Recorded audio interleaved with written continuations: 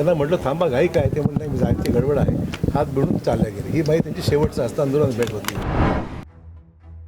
त्यांना म्हटलं थांबा घाई काय, ते म्हणलं मी जायची गडबड आहे, हात भिडून चालल्या गेले. ही बाई त्यांची शेवटचं असतं आंदोलन भेट होती. त्यामुळे त्यांचे आम्ही एकाच मंत्रिमंडळात होतो, आम्ही एखादं माझ्या मंत्रिमंडळात ते होते काही काळ. त्यामुळे त्यांची माझे संबंध निश्चित सर्व काही जिव्हाळी संबंध राहिलेत. कुठलाही आमच्यामध्ये मतभेदाचं कारण नव्हतं आणि अतिशय चांगले संबंध होते. त्यामुळे आपला एक सहकारी आज निघून गेला आमच्यातून, दुःख आम्हाला आहे. साहेब, आता त्यानंतर मोठं राजकारण पाहायला मिळते. शपथविधी झाला, अनेक जण टीका करत आहेत. तटकरे आणि पटेल यांना विलन ठरवण्यात येते सोशल. मला याच्यावर काही कमेंट करायचं नाही आहे. हा त्यांच्या पक्षाचा अंतर्गत प्रश्न आहे. तो तुम्हाला वाटतं की एका दुःखद घटनेनंतर अशा प्रकारचं राजकारण करणं उचित नाही असं माझं मत आहे. शपथविधी झाला तो योग्य झाला वाटतंय तुम्हाला?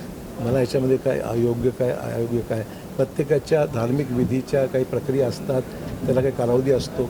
ते काही 3 दिवस दुखवटा मानतात, काही 13 दिवस मानतात. प्रत्येकाचा कौटुंबिक निर्णय असतो तो. त्यामुळे ह्याच्यात मला काय ते बोलणं उचित नाही.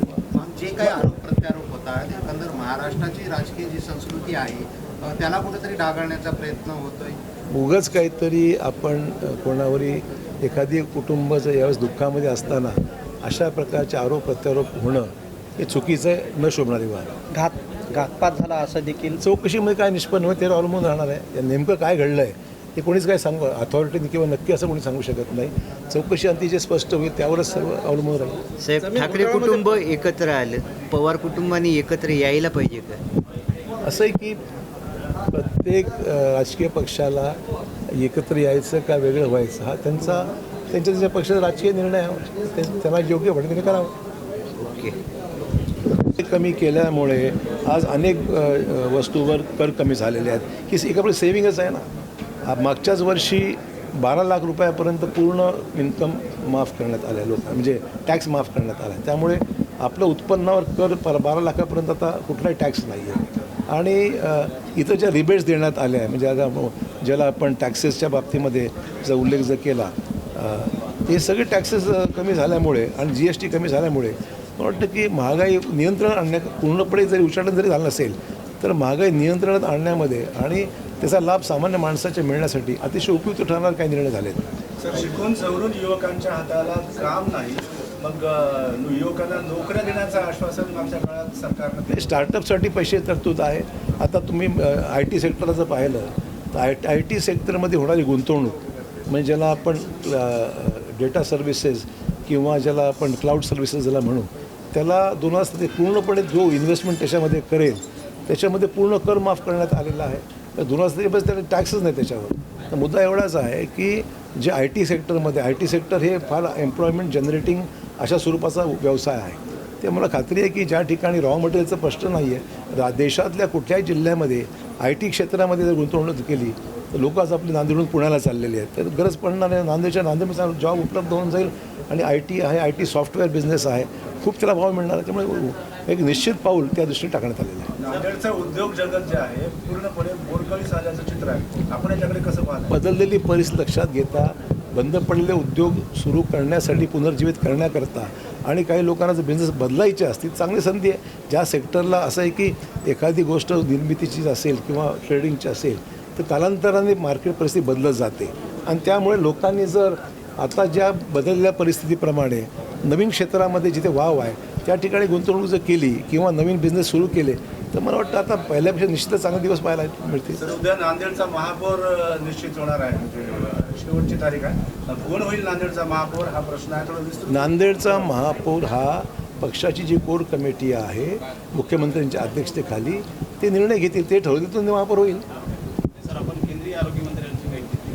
नांदेडमध्ये सुपर स्पेशालिटी नांदेडला मी नड्डा साहेबांची भेट घेतली, केंद्रीय रेल्वे मंत्र्यांची भेट घेतली. नड्डा साहेबांना विनंती केली की नांदेडचा प्रस्ताव जो आहे तो आमच्या सुपर स्पेशालिटी हॉस्पिटलच्या बाबतीमधला, ट्रॉमा सेंटरच्या बाबतीमधला, बर्न इंजरीजच्या बाबतीमध्ये हा प्रस्ताव केंद्र सरकारकडे राज्य सरकारने पाठवलेला आहे. त्याला लवकरात लवकर मान्यता केंद्रीय मंत्रिमंडळाने दिली. असे अनेक प्रस्ताव गेले पण नांदेडचा त्यामध्ये अंतर्भाव आहे आणि त्यामुळे त्याला मान्यता द्यावी असं मी नड्डा साहेबांना विनंती केली आहे.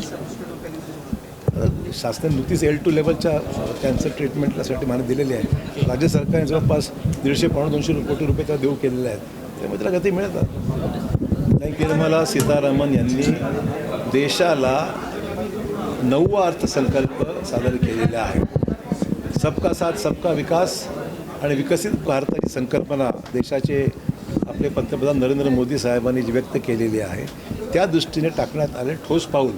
वर्षानुवर्ष रोज हे कार्यक्रम चालूच आहेत, पण निश्चित दिशा पुढच्या आगामी 2047पर्यंत हे अचीव करण्याकरता, हे साध्य करण्याकरता जो रोडमॅप पाहिजे तो रोडमॅप त्यांनी स्पष्ट केलेला आहे. आणि त्या दृष्टिकोनातून ही जी महत्त्वाची क्षेत्रं आहेत त्याला अधिक वेगवान करण्याच्या दृष्टीने सरकारने 3 कर्तव्य आधारित त्याच्यामध्ये व्यक्त केलेले आहेत. एक तर आर्थिक वाढीला वेग देणे आणि हा वेग कायम राखणे हे सरकारचं प्रथम कर्तव्य. म्हणजे वेग जी कामं हातात घेतली किंवा करायची आहेत त्याचा वेग कायम ठेवायला, सातत्य ठेवावं लागेल, कन्सिस्टन्सी ठेवावं लागेल. त्याचबरोबर सबका साथ सबका विकास हे सरकारचे जे ध्येय आहे त्यालासुद्धा अधोरेखित करण्यासंदर्भामध्ये निश्चित पावलं त्या टाकण्यात आलेली आहे. आणि त्याचबरोबर आपण पाहाल की याच्यामध्ये जनतेच्या आशा आकांक्षा पूर्ण करणे हे सरकारी दुसरं कर्तव्य आहे. त्यामुळे हे सगळ्या ज्या गोष्टी आहेत त्याच्यामध्ये जे वेगवेगळे डिपार्टमेंट्स आहेत, स्पोर्ट्स डिपार्टमेंट आहे, ॲग्रिकल्चर आहे, एम्प्लॉयमेंट आहे, IT सेक्टर आहे, कृषी क्षेत्र आहे, या प्रत्येक क्षेत्राला भरीव मदत ही केंद्र सरकारच्या अर्थसंकल्पीय तरतुदीमध्ये करण्यात आलेली आहे. आणि महाराष्ट्रालासुद्धा या अर्थसंकल्पामध्ये बराचसा निधी उपलब्ध करून देण्यात आलेला आहे. काही महत्त्वाचे जे ड्रग्ज आहेत किंवा ज्याच्यावर औषधोपचार, कॅन्सरवर आधारित जी काही असाध्य रोगावर ट्रीटमेंट चालते अशा 17 औषधावरसुद्धा मूलभूत शुल्क हे टोटली एक्साईज जो आहे तो पूर्णपणे माफ करण्यात आलेला आहे. आणि महाराष्ट्राला सुमारे केंद्र सरकारच्या वाट्यातून डेव्होल्युशन ऑफ टॅक्सेस ज्याला म्हणू आपण, त्यातून 98,306 कोटी रुपये केंद्र सरकारचा महाराष्ट्रातला हिस्सा महाराष्ट्राला मिळणार आहे. त्यामुळे याचा फायदा आहे. मुंबई पुणे हैदराबाद हायस्पीड बुलेट ट्रेनची सुद्धा मान्यता देण्यात आलेली आहे. त्यामुळे हा प्रवास सुकर होणार आहे. 2 तासामध्ये आपण 1.5 तासात हैदराबाद आणि 40-48 मिनटामध्ये मुंबई पुणे हे गाठण्याकरता आता सोयीचं होणार आहे. आणि त्याचबरोबर हायवेसाठी पैसे देण्यात आलेले आहेत.